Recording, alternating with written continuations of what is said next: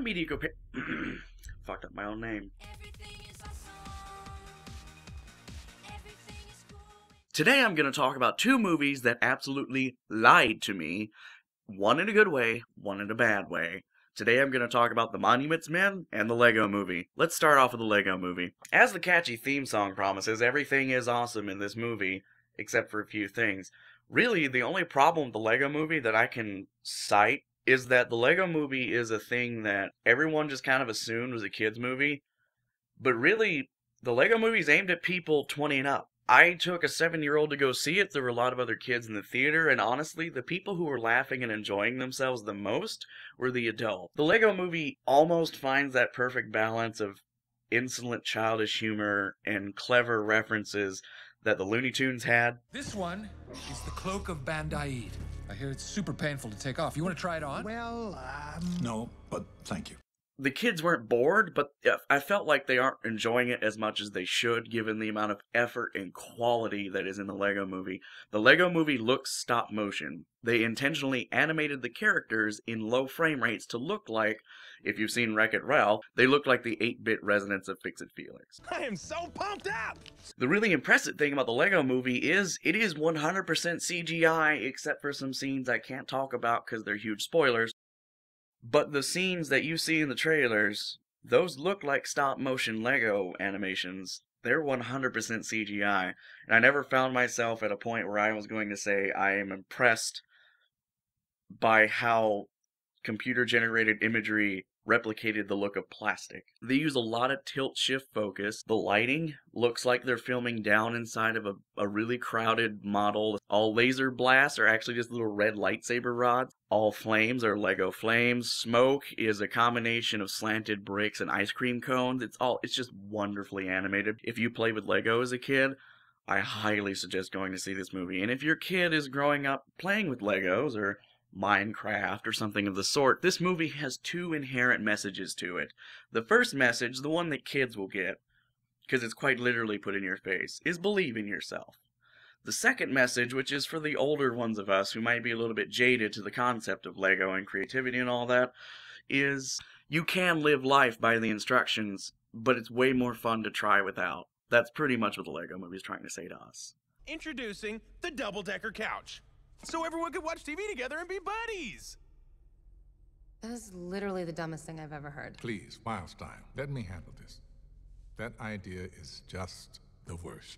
So the Lego Movie lied to me by saying it was a kid's movie, and like Frozen, I went in expecting it to suck and be a huge cash-in, and then it completely just changed everything about it. Now we move on to the second movie that lied to me, and this one's in the bad way. I went to see The Monuments Men for 4 reasons. John Goodman, Bill Murray, that guy, and extra credit in an art class. I'm to put a team together and do our best to protect buildings, bridges, and art before the Nazis destroy everything. How many men? 6. Jesus. Well, with you at 7. That's much better. So you want to go into a war zone with some architects and artists and tell our boys what they can and cannot blow up. That's right. The story of the Monuments Men is a very true thing, and it is a wonderful concept to try to approach through a film, looking at the idea of how much do we as a society value art, and is it worth risking lives over? And many people will say yes on that, but The Monuments Men, it's kind of muddled, because it starts out wanting to replicate the feeling of those old One for the Gipper 1940s USA. All the Americans will live, the foreigners will probably die a heroic death but be forgot about 10 minutes later. Why does he have a helmet and I don't have a helmet? Because I'm the token Brit, that's why. Uppity music, montages introducing characters, And Wayne. John Wayne. all sorts of the old tropes from the 1940s war movies that aren't necessarily a bad thing, but don't try to do that in a movie where then you switch gears in the third act and start comparing the loss of major pieces of art to the Holocaust. And also, the movie never really resolves what it wants to be. Some scenes, it's that 1940s happy-go-lucky with maybe 1 or 2 sad scenes movie. I seem to have stepped on a landmine of some sort. Why'd you do something like that? It was a slow day. And then sometimes it tries to be a serious war movie, and you can't decide between the two. My favorite part of the movie was the Bill Murray shower scene.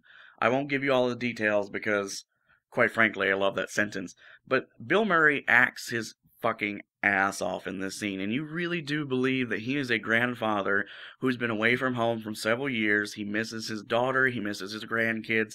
He is truly homesick. Then you get a scene where Cate Blanchett, so Cate Blanchett plays Claire, and Claire's one of the more important people in this movie. Hold on, before I talk about this Cate Blanchett scene, how about we get Jason's opinion on this movie?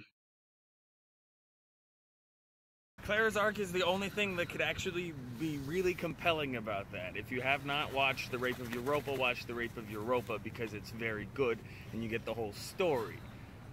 The only compelling part of which is Claire, not Clara, that's Doctor Who. That's it. It's just too focused on Americans. He pretty much did my entire review in one sentence, but let me continue. Claire's character is built up to she is a brave, powerful woman, and she is very believable and interesting, and my favorite character. And then her final real scene in the movie is her having dinner with Matt Damon, who is very clearly married, and they make a big effort to frame shots so you can see his wedding ring. And the entire scene is divided between her giving him exposition dialogue for the end of the movie and trying to fuck his brains out. That's not what you do with a wonderful actress. Did she act that scene appropriately? Yes. And the thing is, there are scenes in this movie where the ensemble come together and save artwork, and they do what the poster and trailers imply they're going to do, and it's wonderful. But those scenes are few and far between, not enough for me to say you need to go see this for full price. The Monuments Men should serve as a conversation starter. You should watch this movie with someone who has read the book about the Monuments Men, or someone who knows quite a lot about these people in real life, so that the movie can start as a, well, did this actually happen, or what, and you actually learn something about history. Really, the Monuments Men can only teach you something if you had no idea Hitler was stealing art. So yeah, go see the Lego Movie. Pass on the Monuments Men if you're not super duper into art or World War II movies, because it really doesn't hit either mark very well. I don't usually score movies, but if I'm going to rate The Monuments Men, I'm going to go ahead and say it's a solid 5 out of 10. Middle of the road. Has some famous people in it. John Goodman, Bill Murray, and Cate Blanchett act their asses off in it. George Clooney's a smug fuck for 90% of the movie. Then there's one scene where he tries to be serious, but he's been such a smug fuck for most of the movie that it's kind of hard to take him seriously. Matt Damon tries, but Matt Damon's not given any scenes where he can really sink his teeth into it, except for one involving him hanging up a painting. And there's only so much you can do with hanging up a painting. J'espérais avoir une chance de vous parler d'art. L'art dérobé. Je sais qui vous êtes. Alors, vous avez que j'aimerais à dire. J'en sais rien. Would you stop speaking in French? Whatever language you're speaking. But yeah, that's my opinion on these movies. Maybe you have drastically different opinions. Post them in the comments, make a response video, which you would have to post in the comments because, well, YouTube killed video replies because they're assholes. Regardless, keep watching movies, guys. Quick, let's review the movie in the parking lot where it's fucking cold. I think she should do it.